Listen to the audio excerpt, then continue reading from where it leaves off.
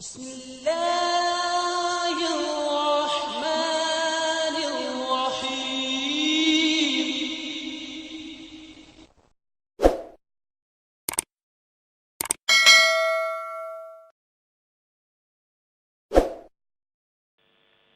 وعلیکم السلام ورحمۃ اللہ. خیریت ہے آپ سب؟ پہلے تو میں آپ سے دعا چاہ رہا ہوں. میرا پہلا سوال ہے سورہ اخلاص کے میں احد اور واحد کا تفصیل چاہیے. دوسرا سوال میرا یہ ہے، اللہ تعالیٰ نے ہر جگہ ایک بولا، مگر جب قرآن کریم میں بولتا ہے نحنو، وہ پلورل یوز کرتا. اس کا تفصیل بھی مجھے تھوڑا سا چاہیے. جزاکم اللہ. ٹھیک ہے جناب، جزاکم اللہ. محترم مولانا منیر احمد صاحب خادم سے درخواست ہے. بسم اللہ الرحمن الرحیم. اس سوال کے جواب سے پہلے اس بات کو اچھی طرح یاد رکھنا چاہیے کہ قرآن مجید وہ واحد مذہب ہے جو دنیا میں حقیقی توحید اور انتہا درجے کی توحید جو کہ اس مالک حقیقی کے لائق ہے وہ پیش فرماتا ہے. چنانچہ باقی مذاہب یہ تو کہتے ہیں بعض ان میں سے کہ خدا ایک ہے، اور بعض تو یہ ایسے ہیں کہ جو مورتی پوجا کرنے کے باوجود بھی وہ یہ کہتے ہیں کہ ہم تو ان کو واسطہ سمجھتے ہیں، خدا ایک ہے.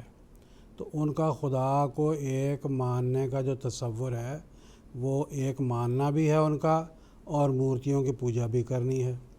اور بعض کہتے ہیں ایک ہے، لیکن قرآن مجید نے بجائے واحد کے احد کا لفظ بھی استعمال کیا ہے، جس کے متعلق اگر ہمارے ان دوست نے تفسیر صغیر کو پڑھا ہو تو تفسیر صغیر میں جو سورہ اخلاص کا ترجمہ حضرت خلیفۃ المسیح ثانی رضی اللہ تعالیٰ عنہ نے فرمایا، حضور فرماتے ہیں کہ قرآن مجید نے یہاں اللہ تعالیٰ نے احد کا لفظ استعمال کیا.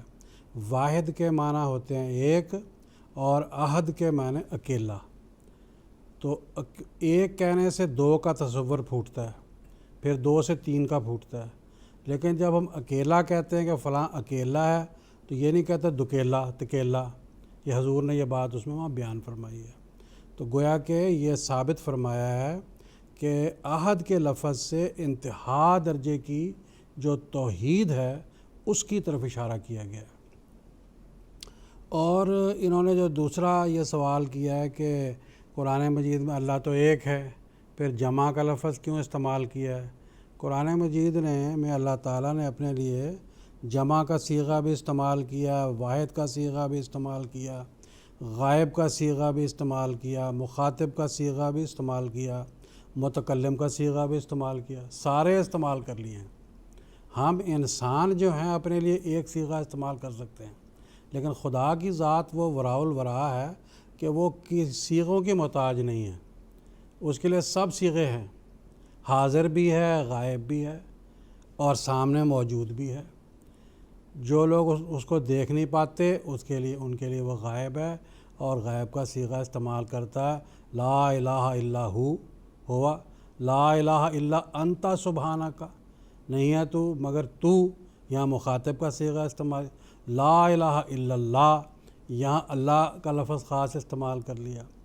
تو اس لیے ہر طرح کے صیغے کو اللہ تعالیٰ نے اپنے لیے استعمال کیا، اس لیے کہ وہ غائب بھی ہے بعض لوگوں کے لیے جو اس کو دیکھ نہیں سکتے، بعض لوگوں کے لیے وہ مخاطب بھی ہے، بعضوں کے لیے وہ متکلم بھی ہے اور میں کا صیغہ استعمال کرتا ہے. اسی طریقے سے اللہ تعالیٰ نے جو ہے واحد کا صیغہ بھی استعمال کیا اور جمع کا بھی. بالکل دوست ہے، واحد کا صیغہ، جمع کا صیغہ اللہ تعالیٰ نے اس لیے استعمال کیا کہ اللہ تعالیٰ انسان کو یہ بات بتانا چاہتا ہے کہ تم لوگوں سے جو میرا تعلق ہے، اس لیے کہ تم ایک مادی چیز ہو اور میں ایک وراء الورا، ایک روحانیت نور علی نور ہوں، ہے جی. میرے سے جو تم لوگوں نے تعلق قائم کرنا اس میں بعض وسائط ہیں، بعض واسطے ہیں، ان کے استعمال کرنے کے نتیجے میں پھر میرے سے تعلق قائم ہوتا ہے. تو اللہ تعالیٰ کے لیے ضروری نہیں تھا کہ وہ ان وسائط کو استعمال کرتے ہوئے کہتا کہ ہم یہ پیدا کر رہے ہیں، ہمارا یہ حکم ہے. نہیں، اللہ تعالیٰ کے لیے ضروری نہیں تھا، وہ انا بھی کہہ سکتا تھا.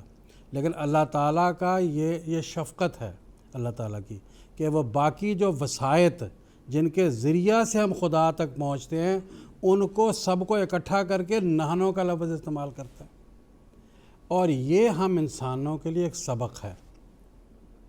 سبق اس میں کیا ہے کہ بعض دفعہ ہم انسان کیا کرتے ہیں، ذرا تھوڑا سا درجہ اونچا ہو جائے تو باقی جتنے ہمارے ساتھ کام کرنے والے لوگ ہوتے ہیں نا ان کو نظر انداز کر کے میں نے یہ کام کیا۔ تو ہم کو سبق بھی سکھاتا ہے اللہ تعالیٰ کہ میں نہیں، میں دیکھ لو، حالانکہ اصل میں ہوں، میں ہی متکبر ہوں، میں ہی جبار ہوں، میں ہی واحد ہوں، لیکن میں اپنے وسائط کو جن کو استعمال کر کے یہ سارے احکامات کو صادر کرتا ہوں تم لوگوں کی خاطر، کیونکہ ان وسائط کے بغیر تم کچھ سن نہیں سکتے، تم کچھ دیکھ نہیں سکتے۔ ان وسائط کا بھی ایک لحاظ سے میں استعمال کر کے اپنے لیے نہنوں کا لفظ استعمال کرتا ہوں۔ تو اس میں ہمارے لیے ایک بہت بڑا سبق ہے، اور یہ اصل بات یہی ہے کہ وہ سارے وسائط کا جب اللہ تعالیٰ تذکرہ کر رہا ہوتا ہے تو کہتا ہے ہم ایسا کر رہے ہیں۔ اکیلے کے لیے بعض دفعہ اپنا خاص خود اپنی وحدانیت کا ذکر کرتے ہوئے کسی بات کا تذکرہ کر رہا ہوتا ہے، انا کا لفظ بھی استعمال کرتا ہے۔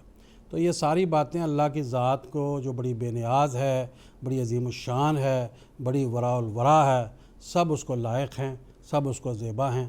اللہ تعالیٰ ہم سب کو اپنی ذات اور اپنی ہستی کا جو عرفان نصیب کرے۔